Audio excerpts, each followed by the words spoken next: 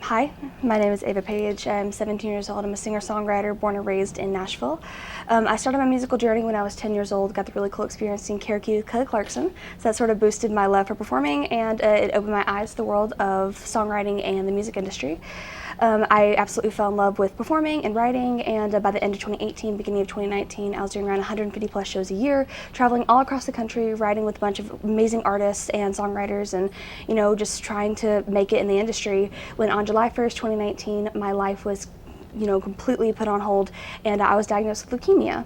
I was having a tour in Texas, and we noticed something wasn't right. My mom was a retired nurse, so she could pick up on some of the signs that something wasn't right medically. And we went to my pediatrician, and my pediatrician ran my blood counts and sent us over to Vanderbilt Children's Hospital. And Vanderbilt, again, ran my blood counts, and 6 doctors walked in, closed the door, and told me I had cancer. And it was very, very sudden, how a lot of cancer diagnoses are, especially leukemia. And they told me that I would have to be stuck in a hospital room for a month and a half straight.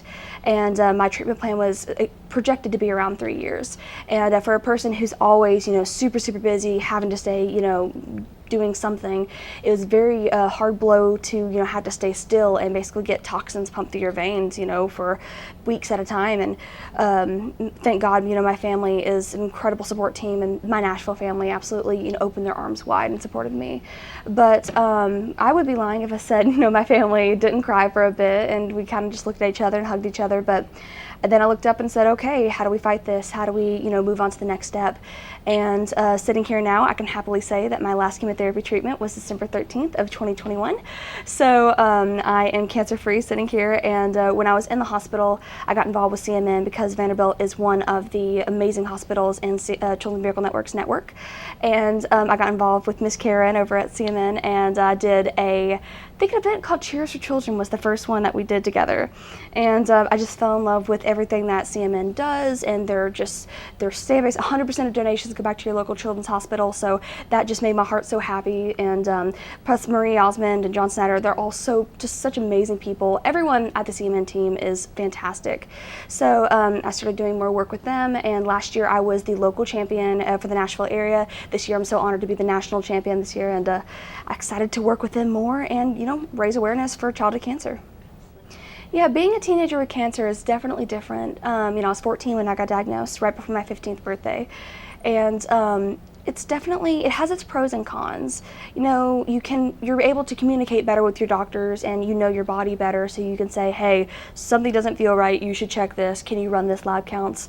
And you can more comprehend what's going on, but at the same time, it's like, there's not many older kids in the hospital and everything. I got to know my floor mates pretty well, but it can sometimes be a little like, oh, is there anyone else my age that's going through this? But another amazing thing about CMN is you get to connect with the other patients, and you get to meet the other champions and everything. And plus, again, my amazing support team always kept me company and kept me positive. But it's so cool because just recently Vanderbilt just opened up a teen lounge on the 6th floor, and it's sponsored by some lovely people, and they just opened it up. I don't think they've gotten to use it quite yet because of COVID, but it's really cool that they are making steps to let the older kids get a little bit more stuff to do. So it's definitely has its pros and cons, but I have an amazing support team. Absolutely. Can I hold it? Before you answer that. Yes. He's so cute. Yes, first off, I just want to cuddle this thing all day. But yeah, definitely. These would definitely help. And I'm so happy to hear that they're in hospitals now, because I saw it firsthand. When you're going through so much, you don't know how to explain it. Even me. Oh, sorry, I hit that. Even me being older, I had some hard time sometimes explaining what was going on. Like I know I had third spacing on my lungs, but they didn't know that's what it was. And all I could say was it felt like a pressure on my chest. And again, thank God I was older. I could tell them like it hurts exactly right here. But if you were younger, you couldn't say that. And sometimes also you don't want to admit that you're not feeling well, because you always, especially the younger kids, they just want to keep going. And so having something like this to tell your docs, like you said earlier, the duck's feeling angry. Not necessarily me, but the passive aggressiveness of the duck may be coming from me. I don't know.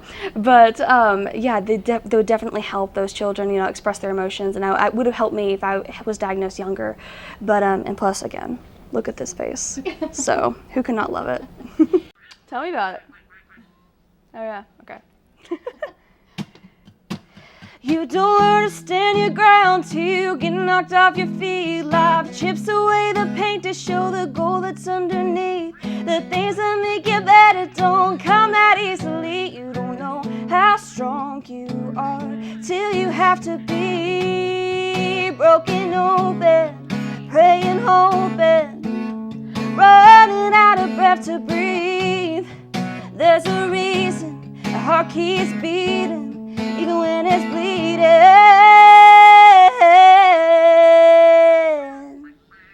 Nice. 'Cause you don't learn to stand your ground till you get knocked off your feet. Life chips away the paint to show the gold that's underneath. The things that make it better don't come that easily. You don't know how strong, you don't know how strong till you're staring down your demons with your back against the wall. And mountains that you're climbing feel 100 mountains tall. The things that make you better don't come that easily. You don't know how strong you are till you have to be. Till you have to be. Oh,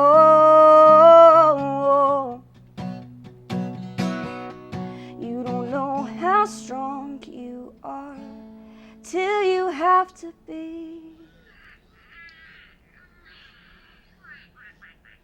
Well, thank you. That's so cute. That